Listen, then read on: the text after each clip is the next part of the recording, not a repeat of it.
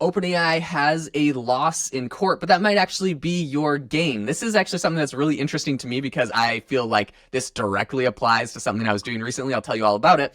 But essentially, what has recently happened is that OpenAI has lost the ability to trademark GPT. So, they said we popularized the term because of ChatGPT, and they've actually been doing this for a while, trying to get it trademarked. And essentially, the answer was no, because GPT stands for Generative Pre-trained Transformer, which is it's just like a machine learning term. You can't really trademark an acronym that's like an industry acronym that everyone uses. So in this lawsuit, they got a all caps final. They don't get any more chances to repeal this. They do not get GPT, so they can't trademark it. Jamie, what is the latest business you're gonna put GPT in the name now that it's all fair game? I don't know, man. I think yeah, it is becoming a more popular term. It's still in the I would say the tech world more so than um, although people do refer to Chat GPT, they don't refer to it as OpenAI. So maybe OpenAI needs to lean more into their full corporate brand instead of ChatGPT. OpenAI chat. Yeah, something like that. I don't know, but I think you could, I've thought about a business where you could help businesses incorporate AI into their, tech stack and how they market themselves and stuff like that. You could name something with I haven't thought about it to be honest, but something GPT, tech stack GPT or something, and So I I think like this is literally what was happening, right? So at the beginning when ChatGPT came out, there was so many different startups and businesses that had GPT in their name. There was like Law GPT and like all of these, and OpenAI was actually sending them all like cease and desist letters telling them, hey, we have like a pending application for the trademark on that. You need to change your name. You can't use it. And there's a bunch of people changing it. And if I'm being 100% honest, this actually happened to me. I didn't get the cease and desist. I was kind of preempted in this, but my main podcast, which is now called AI Chat, used to be called Chat GPT, but I changed it because I'm like, yeah, they're definitely getting mad. Well, first off, it was called Chat GPT, but also just because it had the GPT in it, and I heard everyone with GPT in their names was getting banned. So I changed the name of my podcast preemptively because I thought they were going to win that copyright lawsuit. Now they lost it. I think I'll just stick with my new name now because it's working and it's good. But I think this is actually a big deal. There was a lot of companies that changed their names, and I think that it's a well-known kind of thing. Everyone knows what ChatGPT is. So if you add GPT into the name, you don't have to say like AI customer support. You could just say, customer support GPT, and people pretty much know. They're like, okay, it's like a chatting interface that does customer support, and it's a GPT. So yeah, I think it's actually kind of cool that you can do this. But there's a couple different areas I think that this will be popular. Number one, of course, any business that is using some sort of ChatGPT API, any sort of like GPT API, if that's from Claude or something else. But number two, I think like there's a ton of like courses and like Facebook groups or LinkedIn groups or like communities that have used these titles that now it's going to be like, I don't know, a little bit clearer on the branding on what exactly they do. So I'm excited for Jamie's film for his YouTube celebrity GPT course that he's going to be dropping soon. But there's a lot of things I think you could do with this. Yeah, I mean, my thought just went to as you were talking about that, even like domain names. I know Yeah. .ai is a domain name. Is .gpt a domain that you can get yet I don't or think it's no? an extension. It might Okay, it might happen soon though. okay, yeah, especially now that it's settled. But that could be a cool way to have a website with .gpt.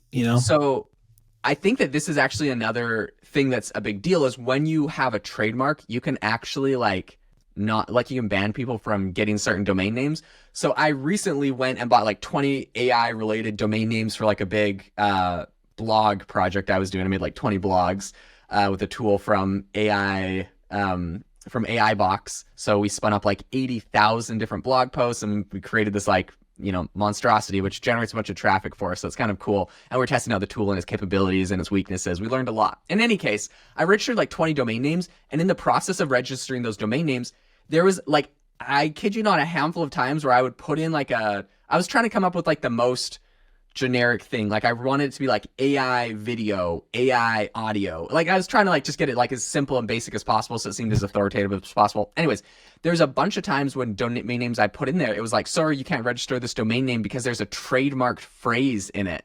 And I was like, Oh, oh my gosh. So if OpenAI did win and got this GPT trademark, they could essentially like beyond just all the cease and desist, like they could force people to terminate or hand over or cancel any domains. I mean, theoretically, I don't know how hard they would go and lean into this, but that had GPT in them. So that's crazy. One that I think might surprise you is Elon Musk. I could not register any domain names with the words Elon Musk in them. I don't know how he really? swung that deal, but that was kind of crazy to me.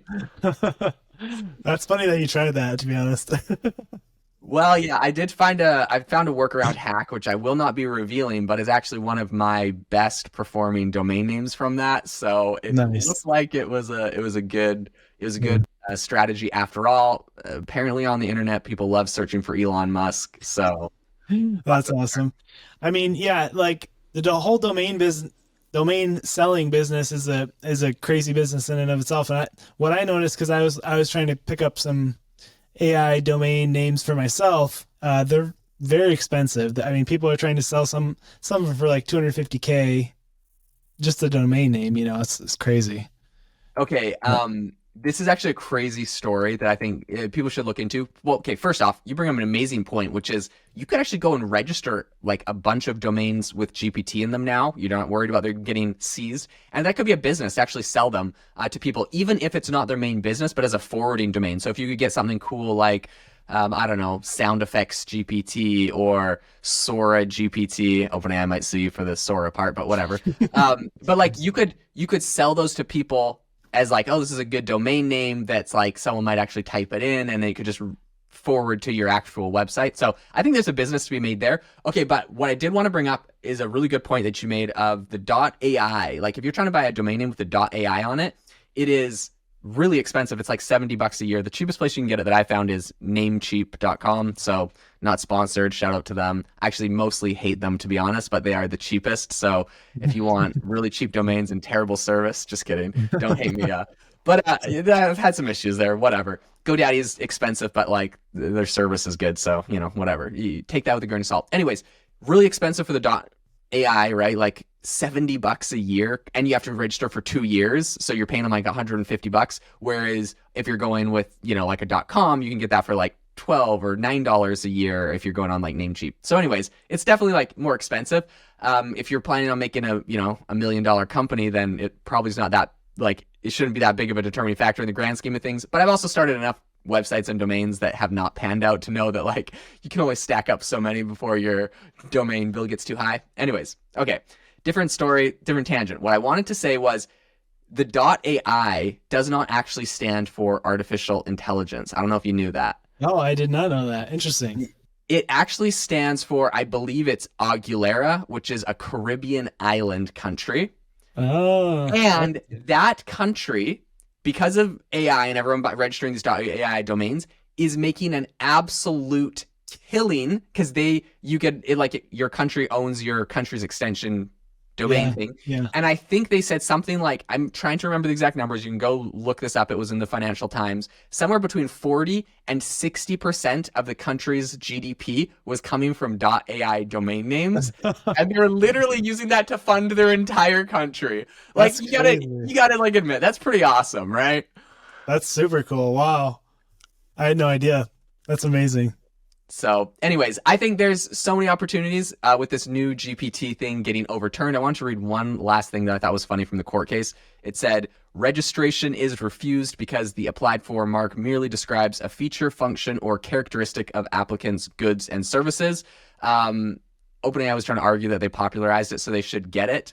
But they actually found that like Amazon had used the term in a bunch of different things. And Google researchers really are the ones that created the transformer model back in 2017. So it's kind of like dubious for them to completely try to claim that.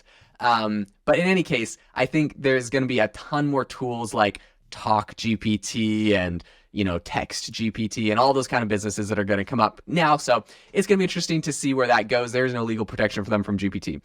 If you enjoyed the podcast today, if you learned anything, we would really appreciate it if you could leave us a review. We hope you got some good business ideas. We hope that this got the wheels spinning in your heads. And we always appreciate the good feedback. If you could leave us a review, that helps more people find it. That helps us stay motivated to continue cranking out this content for you. But we hope that you all have an amazing rest of your day, and we'll see you next time.